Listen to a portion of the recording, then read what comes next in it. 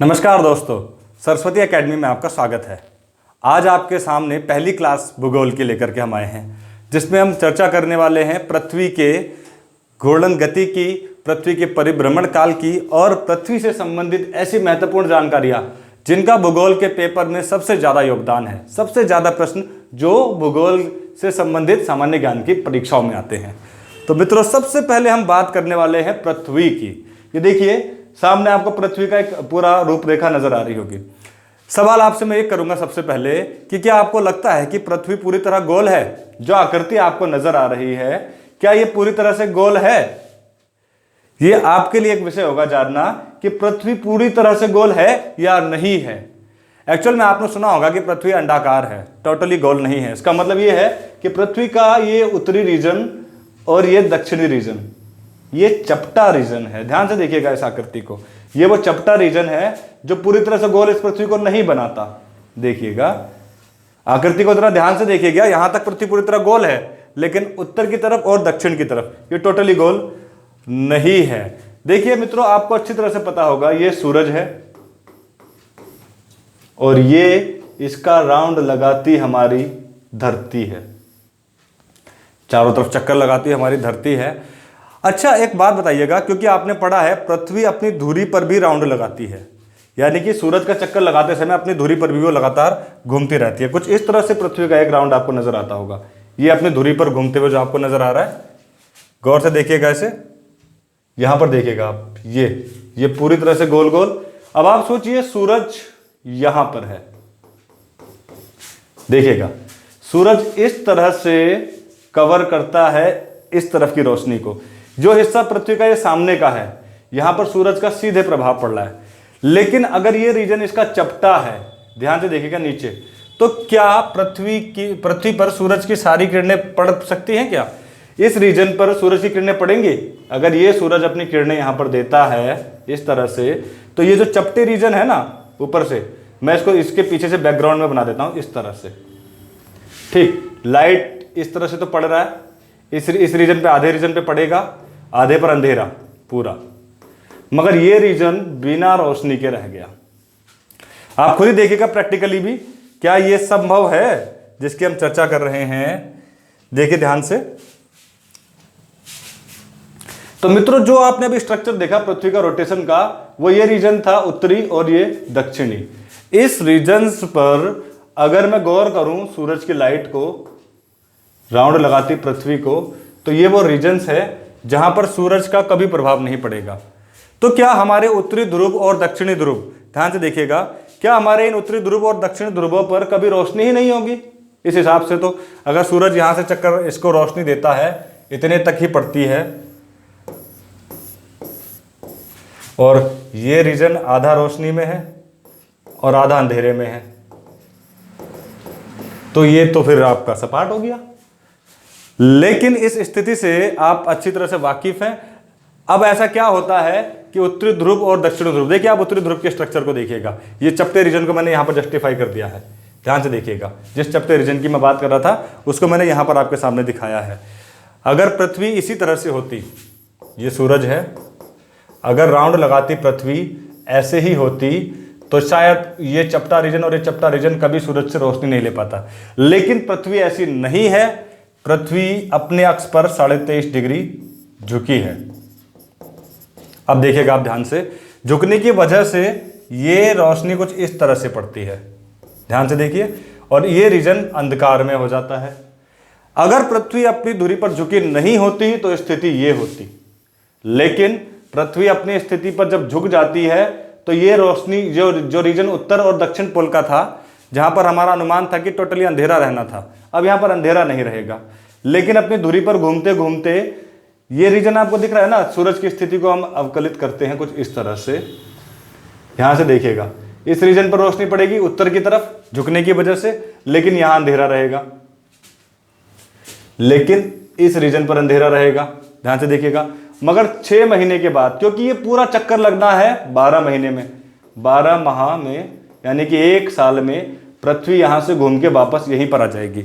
और अपने धुरी पर घूम रही है वो एक अलग बात है, वो 24 घंटे में टर्न ले रही है, उसकी भी चर्चा करेंगे हम कि 24 घंटे में आमने सामने इस तरह से भी घूम रही है जो अभी मैंने आपको घुमा के दिखाया था। वहाँ सामने के हिस्से पे सूरज की रोशनी से इस रीजन पर लाइट पड़ेगी, पीछे अंधेरा हो जाएगा। ठीक है, तो देखा जाए तो 6 महीने लाइट यहाँ पड़ेगी और 6 महीने ये दक्षिण की तरफ पोल्स पर। अगर आप गोल गोल घुमा रहे हैं किसी चीज़ को, ठीक, तो इस तरह से आप घुमाते हैं तो सामने तो लाइट पड़ेगा, जो चपटा रीजन है वहाँ पर तो रोशनी की रोशनी बनी रहेगी इस रीजन पर, क्योंकि ये चपटा रीजन है। लेकिन यहाँ पर रोटेशन की वजह से दिन और रात होता रहेगा, क्योंकि वो चपटा रीजन है, इस तरह से खड़ा रीजन है, ये घूमेगा तो ये तो बदलेगा मगर ये नहीं बदलेगा, ये सामने का सामने ही रहेगा। ठीक, तो ऐसे देखिए, ध्यान से देखिएगा, मैं आपको इसको अच्छे से दिखा देता हूं।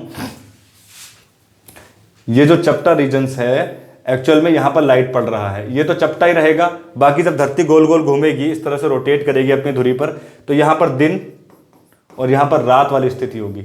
मगर 6 महीने इधर रोशनी रहेगी और 6 महीने जो दूसरी स्थिति है जिसकी हमने चर्चा करी, 6 महीने बाकी यहाँ पर स्थिति बनी रहेगी, जिस वजह से इस चपटे रीजन में 6 माह का दिन होगा और तब यहाँ पर 6 माह की रात होगी। यहाँ से देखिएगा, इस रीजन पर 6 माह का दिन, तब यहाँ पर 6 माह की रात। और जब स्थिति पलटेगी, कुछ इस तरह से चक्कर लगता है ना सूरज का, ये पहले 6 माह है यहाँ वाले और बाद के 6 माह यहाँ वाले।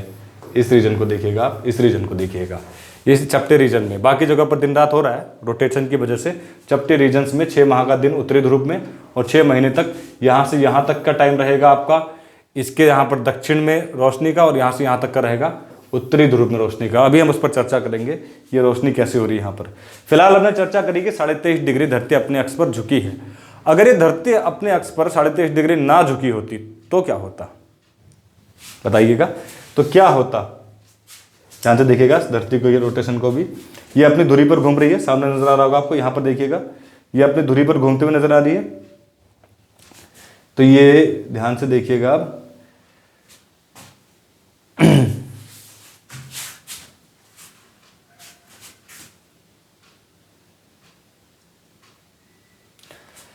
वैसे ही स्थिति, क्योंकि उसमें हमने घूमते हुए सीधे दिखाया था, बट एक्चुअल में सीधा नहीं था। अगर आप सीधे की बात करेंगे तो सीधे में उत्तरी ध्रुव में तो हमेशा अंधेरा ही रहना था और दक्षिण ध्रुव में भी अंधेरा ही रहना था। तो मित्रों, इससे एक बात तो स्पष्ट तौर पर समझ में आ गई हमें कि पृथ्वी की जब हम बात करते हैं चाल की, ये सूरज मैं बनाता हूँ और वो डेट आपको बता देता हूँ कि ये 12 महीने का राउंड कैसा लगता है। पृथ्वी कभी भी सूरज का जो राउंड लगाती है ना दोस्तों, वो कभी भी पूरा सर्कुलर नहीं लगाती, इलेप्टिकल लगाती है, कुछ इस तरह से, जिसमें एक ऐसी स्थिति भी आती है जब पृथ्वी सूरज से सबसे ज़्यादा दूरी पर होगी, और एक ऐसी स्थिति भी आएगी जब पृथ्वी सूरज के सबसे नज़दीक भी रहेगी। 23.5 डिग्री मैंने झुका रखा है उसको, ठीक। तो जो सबसे दूर होता है और जब ये पृथ्वी सबसे नज़दीक होती है, पृथ्वी और सूरज के बीच तकरीबन 14 औसत जो दूरी है 14.98 करोड़ की है।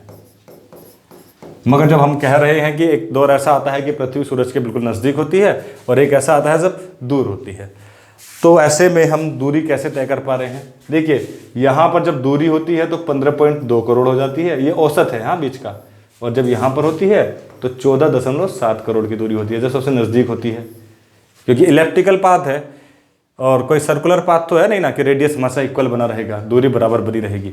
जब नज़दीक होती है पृथ्वी तो उपसौर हो जाता है वो, उप मतलब छोटी, सौर मतलब दूरी, इस स्थिति को हम बोलते हैं उपसौर। और यह आता है 3 जनवरी को। अच्छा, और ये 15.2 करोड़ की हम बात कर रहे थे, इस टाइम की हम जब बात करें तो ये दूरी ज़्यादा है, तो इसको हम बोलते हैं अपसौर। ये है ठीक 6 महीने बाद 4 जुलाई को। इस इलेप्टिकल पाथ में आपने देखा कि जब पृथ्वी सूरज से सबसे ज़्यादा दूरी पर होगी तो अपसौर, और पृथ्वी जब सूरज के सबसे नज़दीक होगी तो उपसौर। ये स्थिति आप देखिएगा, गौर से देखिएगा इस स्थिति को भी। अब इस स्थिति में इंटरेस्टेड बात यह है कि 3 जनवरी को जब पृथ्वी सूरज के सबसे नज़दीक है, पृथ्वी अगर सूरज के नज़दीक है, हमें तो गर्मी का एहसास होना चाहिए, गर्म होने चाहिए हम। क्या हम वास्तव में गर्म हो पाते हैं? नहीं। जनवरी में तो उल्टा ठंड लगती है। अब सवाल तो जायज़ है कि रूल के मुताबिक तो पृथ्वी सूरज के सबसे नज़दीक है, लेकिन मौसम है ठंडा। अब जुलाई में पृथ्वी सूरज से सर्वाधिक दूरी पर होती है और हम लोगों को क्या लगती है उस दौर में? हमें जुलाई में गर्मी लगती है, जबकि सूरज अगर दूर हो गया तो भाई ठंड होना चाहिए था। तो सवाल फिर बन गया, ऐसा क्यों हुआ? ये भी हमारे लिए जानना जरूरी है। आप ये जरूर नोट कर लीजिएगा कि अपसौर और उपसौर कब होता है, ये परीक्षा में कई बार आता है। ठीक है, चलिए अब हम उस पर चर्चा करते हैं कि भैया ऐसा क्यों हो रहा है। ध्यान से देखिएगा, अगर मैं बात करूं सीधे होने की, अगर सूरज की लाइट सीधे होते तो शायद ऐसे पड़ती, अगर झुकाव ना होता पृथ्वी का तो सब में लगभग बराबर पड़ती और बीच में ज्यादा पड़ती, सूरज की लाइट का केंद्र बीच में होता। अगर ऐसा होता कि पृथ्वी झुकी ना होती, लेकिन अगर पृथ्वी झुकी है इस तरह से, तो जिस लाइट को बीच में पड़ना था वो बीच में ना पड़कर कहां पड़ रही है? ऊपर की तरफ। ध्यान से देखिएगा, स्ट्रक्चर को देखिए आप, जिस लाइट को बीच में पड़ना था वो झुकने की वजह से क्या हो गया? देखिएगा, इसको मैं यहां से दिखा देता हूं आपको। ये झुकाव की वजह से थोड़ा सा उत्तर में चली गई, और ये लाइट जब मैंने इधर दी तो थोड़ा दक्षिण में चली गई। इसका मतलब ये था कि जिस सूरज की किरण को पृथ्वी के बीच में पड़ना था वो झुकाव की वजह से बीच में ना पड़कर उत्तर में पड़ गया। ठीक है, और जब उत्तर में पड़ गया तो सूरज की जो रोशनी बीच में आनी थी वो बीच में ना आकर सूरज की जो रोशनी का केंद्र बन गया वो उत्तर में बन गया, और 6 महीने बाद वही केंद्र कहां बन गया? दक्षिण में बन गया। 6 महीने बाद वही केंद्र बन गया दक्षिण में। और ऐसे पॉइंट्स को मैं नोट कर लेता हूं, ऐसा किस तिथि को हो रहा है कि सबसे उत्तर में सूरज की किरण पहुंच रही है, और ऐसा किस तिथि को हो रहा है कि सबसे दक्षिण में वो किरण पहुंच रही है। मैं नोटिस करता हूं उन चीजों को भी, ऐसी स्थिति कब बन रही है। पकड़ते हैं, बनाते हैं उस तिथि को भी। जब मैंने देखा सबसे उत्तर में रोशनी पड़ी यहां पर, क्योंकि इसके बाद सूरज की किरणें नीचे की ओर आना शुरू हो गई, और इस स्थिति में आकर के सूरज की किरण बीच में पड़ी। ठीक, और जब यहां पर हम पहुंचे तो सूरज की किरण पड़ गई दक्षिणतम बिंदु पर। करेक्ट, ये मैक्सिमम उत्तर का पॉइंट, ये मैक्सिमम साउथ का पॉइंट, क्योंकि झुकाव है ना, वो झुकाव की वजह से बीच में लाइट पड़नी चाहिए थी। अगर स्थिति नॉर्मल होती तो हमेशा बीच में ही लाइट पड़ती, मगर स्थिति नॉर्मल नहीं है, तभी तो आप उत्तर में लाइट पड़ रही है। इस पॉइंट को नोट कर लिया मैंने, और तारीख नोट कर ली। तारीख निकली 21 जून, और इस लाइन को मैंने बोल दिया जब मैंने पृथ्वी बनाई कर्क रेखा, क्योंकि उत्तर की तरफ है, इसको मैंने कर्क रेखा बोला। ठीक, 6 माह लग रहे हैं, पूरे 365 का आधा किया, और ये इस तारीख को दक्षिण में चली गई। ये डेट थी 22 दिसंबर, और इसको हम बोलते हैं मकर रेखा। तो ऐसी स्थिति यहां पर बन गई। देखिए ध्यान से, 21 जून कर्क रेखा पर, 22 दिसंबर। अब आप ये मन ही मन सोच रहे होंगे कि ये सूरज की किरण सीधे जो पड़ रही है, ये तो उत्तर में कर्क रेखा पर गई और दक्षिण में मकर रेखा पर, तो भूमध्य रेखा पर कब पड़ी भाई आप खुद ही बताइए। जब किरण को कर्क रेखा पर पड़ी है और मकर रेखा पर 6 महीने बाद जाना है, तो बीच में भूमध्य रेखा पर भी तो जाएगी ना, यानी कि इस समय पर तो वो बीच में गई ना।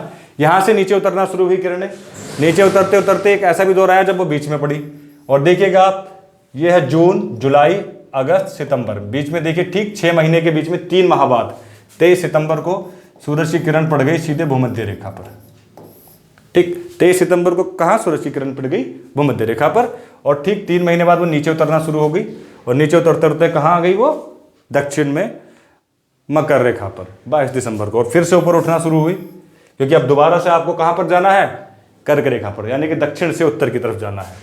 ठीक, तो आपके बीच में आ गया 21 मार्च, और 21 मार्च को आपकी सूरज की किरणें फिर से भूमध्य रेखा पर पड़ी यहाँ पर, और यहाँ से फिर से ऊपर उठना शुरू हुआ, और 21 जून को एक बार फिर कर्क रेखा पर पड़ी। ये एक्चुअल में उसके गोल झुकाव की वजह से और अपनी धुरी पर घूमने की वजह से ये सब हुआ। ये डेट बहुत महत्वपूर्ण है, क्योंकि जब आप उत्तरी अक्षांश में होते हैं तो सबसे बड़ा दिन 21 जून होता है, जब आप दक्षिणी अक्षांश में होते हैं तो सबसे बड़ा दिन 22 दिसंबर होता है। जब आप दक्षिणी अक्षांश में होते हैं तो सूरज की सीधे किरणें 22 दिसंबर को पड़ती है। दक्षिण अक्षांश में देखेंगे मानचित्र में तो ऑस्ट्रेलिया है।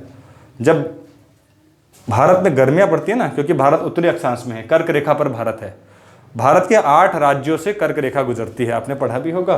तो इस रीजन्स में क्या है, गर्मी पड़ती है, तो दक्षिण में तब सर्दी पड़ती है, क्योंकि सूरज का अधिकेंद्र वहीं पर होता है। कुछ इस तरह से मैं आपको दिखा देता हूं। ये है पृथ्वी, ये है कर्क रेखा, 21 जून, ये है भूमध्य रेखा। देखिए नीचे को लाइट गई 23 सितंबर, सूरज की किरण नीचे आई यहाँ से इस तरह से, ये है भूमध्य रेखा, ये आप पहुंच गए मकर रेखा। यहाँ पर आना है 22 दिसंबर को, ठीक है।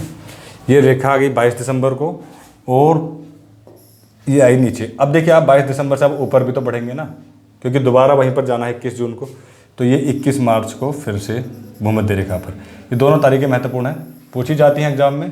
किस तिथि को उत्तरी अक्षांश और दक्षिणी अक्षांश में दिन रात बराबर होते हैं? 21 मार्च और 23 सितंबर को, और ये फिर से ऊपर चली गई, ठीक है। ये अभी मैंने आपको बताया कि क्यों हो रहा है ऐसा, झुकाव की वजह से।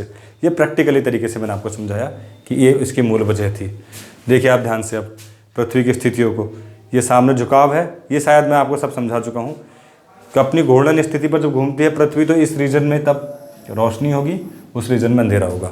मैं आपसे एक सवाल पूछ रहा हूँ, निम्न में से किस शहर में सूरज की किरणें कभी सीधा नहीं पड़ेंगी? मैं आपके सामने 4 ऑप्शन रख रहा हूँ, आपको बताना है किस शहर में सूरज की किरणें कभी सीधा नहीं पड़ेंगी। ए बीजिंग,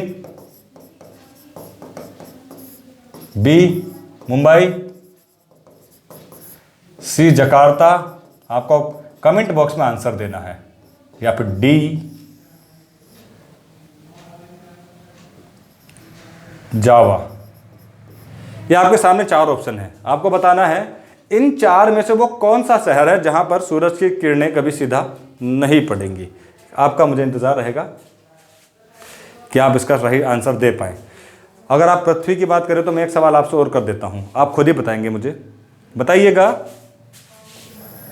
पृथ्वी का रेडियस आप कैसे पता करेंगे, क्योंकि पृथ्वी तो गोल स्ट्रक्चर है ना, एक बॉल की तरह, और बॉल का जो केंद्र होता है वो बॉल के अंदर होता है, और पृथ्वी के अंदर आप 32 मीटर भी गए तो 1 डिग्री सेल्सियस तापमान बढ़ जाता है। तो पृथ्वी के अंदर खुदाई करके तो आप आइडिया नहीं लगा सकते। क्यों लगा सकते हैं क्या कि भैया धरती कितनी गहरी है, उसकी त्रिज्या क्या है, लेकिन त्रिज्या हमें जरूर पता करनी होगी। आप एक काम कर सकते हैं कि यहाँ से घूमना शुरू करिए, आप यहाँ से चलना शुरू करिए पूरब की तरफ, और घूमते घूमते घूमते घूमते जब आपको एहसास हो जाए कि आप वापस यहीं पर आ गए तो समझ लीजिएगा पृथ्वी गोल है। अब आप गोलाकार वस्तु में पृथ्वी के अंदर धरातल पर खड्डा खोद कर तो पता नहीं लगा सकते कि पृथ्वी की त्रिज्या कितनी है, मगर पृथ्वी की आप परिधि नाप लो तो परिधि नापने के बाद गोल गोल घूमने के बाद आप दूरी तो बता सकते हैं, लगभग 40,096 किलोमीटर। अब क्योंकि स्फेरिकल मॉडल है तो आप आराम से इसकी रेडियस पता कर सकते हो, 2πr। आपको पता है ना परिधि का फॉर्मूला क्या होता है, 2πr इज इक्वल टू ये आप पता लगा सकते हो परिधि पर सर्कमफ्रेंस गोल गोल घूमकर। तो देखिएगा अगर 2πr is equal to 40,096, then radius तो निकल गया 40,096 अपॉन 2π, अराउंड 6,400 किलोमीटर। बहुत बार परीक्षा में सवाल पूछा जाता है, पृथ्वी की परिधि भी पूछी जाती है, लगभग 40,000 ऑप्शंस में होता है, और पूछा जाता है पृथ्वी की त्रिज्या कितनी है। ध्यान से देखिएगा, त्रिज्या के लिए आप धरती के अंदर खड्डा नहीं कर सकते, ठीक, ऐसे ही आप अनुमान लगा सकते हैं। अब इस त्रिज्या में भी एक सवाल आपके सामने खड़ा करता हूं मैं, क्या दोनों तरफ से पृथ्वी की त्रिज्या इक्वल होगी, यानी कि यहां से ये वाली त्रिज्या और ऊपर वाली त्रिज्या? कुछ स्ट्रक्चरल वे में आपको दिखा देता हूं मैं। ये तो सनलाइट है जो आपको दिख रही है, और मैं आपको दिखा देता हूं।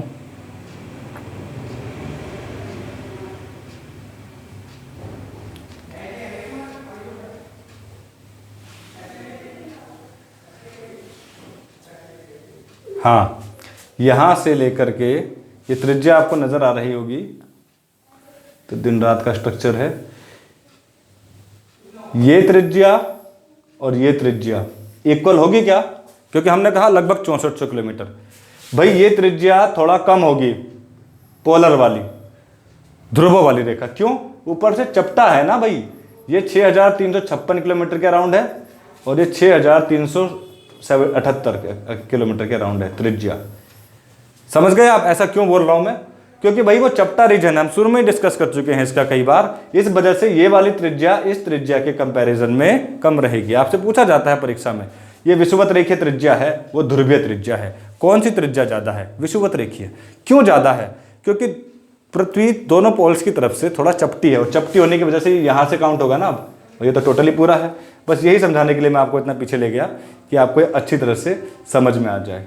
ठीक, आई होप कि आपको इसमें एंजॉय आ रहा होगा, क्योंकि ज्योग्राफी एक टेक्निकल सब्जेक्ट है और यहाँ तो हम मैथमेटिकली पढ़ रहे हैं, उसमें कोई बड़ी दिक्कत है भी नहीं समझने के लिए। अच्छा, अब हम बात कर लेते हैं पृथ्वी पर दिन और रात की, किस तरह से दिन रात होता है। आप सुबह सुबह उठते हैं और सुबह सुबह उठकर आप देखते हैं कि लाल लाल सा सूरज आपको नजर आता है।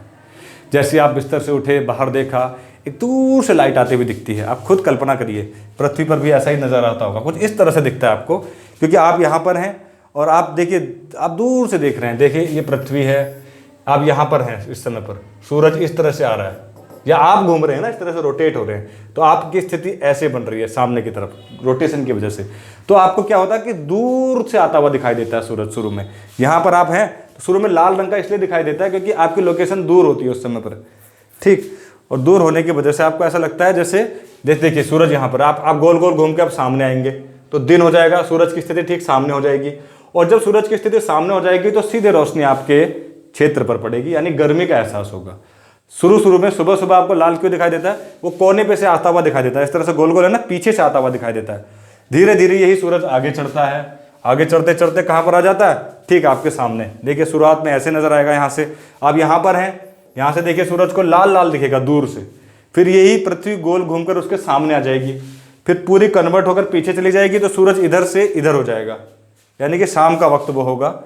इस तरह से आप देखते हैं कि सूरज की स्थिति को जब नोटिस करते हैं तो आप पाते होंगे ये जो सूरज है ना, जब पृथ्वी का ये हिस्सा जो सामने है 24 घंटे में पूरा टर्न हो जाता है गोल गोल घूम के, और आप यहाँ पर हैं तो आपको ये दूर से कोने पे से आता हुआ दिखाई देगा। 3D स्ट्रक्चर में देखिएगा आप, सोचिएगा कि आप पृथ्वी के ठीक ऊपर बैठे हैं, आप यहाँ पर हैं भारत में इस जगह पर, तो सूरज सबसे पहले आप यहाँ से देख रहे हैं, सूरज उधर से आ रहा है कोने पे से, यहाँ से ना ऊपर आसमान में। तो देखिए आप खुद कन्वर्ट, पृथ्वी ये है ना, इसको उधर को घूमना है। 3D स्ट्रक्चर में देखिए ना, जैसे आपको शुरू में मैंने मानचित्र के माध्यम से वैसे दिखाया था आपको, पृथ्वी के माध्यम से ये घूम के ऐसे कन्वर्ट होगा। 24 घंटे बाद ये 24 घंटे का एक राउंड लगाएगा पूरा ऐसे, यानी कि अभी आप सोचिए सूरज यहाँ पर है तो यही रीजन ऐसे गोल गोल घूम के इधर को चला जाएगा। सूरज अगर यहाँ से ऐसे आ रहा है तो कुछ टाइम बाद सूरज इसके ठीक बिल्कुल ऐसे सामने आ जाएगा इस तरह से, ठीक, और फिर कुछ देर बाद सूरज ये बिल्कुल ऐसे सामने आ जाएगा, इस तरह से रोशनी देगा, फिर सूरज इधर को पीछे को चला जाएगा। ठीक है ना, समझ रहे हैं आप? ऐसे दिखेगा, ऐसे आएगा, फिर सामने आएगा, और फिर ये 12 बजे का टाइम हो जाएगा दिन का, 1 या 2 बजे का, फिर आगे को जाएंगे हम, पश्चिम की तरफ चला जाएगा। तो टोटली हम देखें तो पूरे 24 घंटे में एक राउंड लगना है। अगर मैं मान लूँ कि सूरज यहाँ पर इस जगह पर रोशनी दे रहा है टोटल, तो ये धरती गोल गोल घूमकर, इस पूरे रीजन को गोल गोल घूमकर 24 घंटे बाद सूरज की वही किरण यहाँ पड़ेगी। चलिए मैंने मान लिया सुबह 6 बजे है, पहली किरण सुबह 6 बजे यहाँ पर पड़ी। मुझे ये पता है कि 24 घंटे के बाद सूरज की यही किरण यहाँ पर दोबारा पड़ेगी। करेक्ट, समझ रहे हैं आप? यही किरण सुबह जो 6 बजे की पड़ी है, 24 घंटे के बाद सूरज की वही किरण यहाँ पर दोबारा पड़ेगी इस रीजन पर, मान लिया मैंने। ठीक है, अब यहाँ पर सूरज की अगली किरण 2 घंटे बाद पड़ती है। चलिए आप 6 बजा लीजिएगा, मानक समय निकालने की बात कर रहा हूँ। ठीक, आप उसके बाद 2 घंटे बाद यहाँ पड़ी।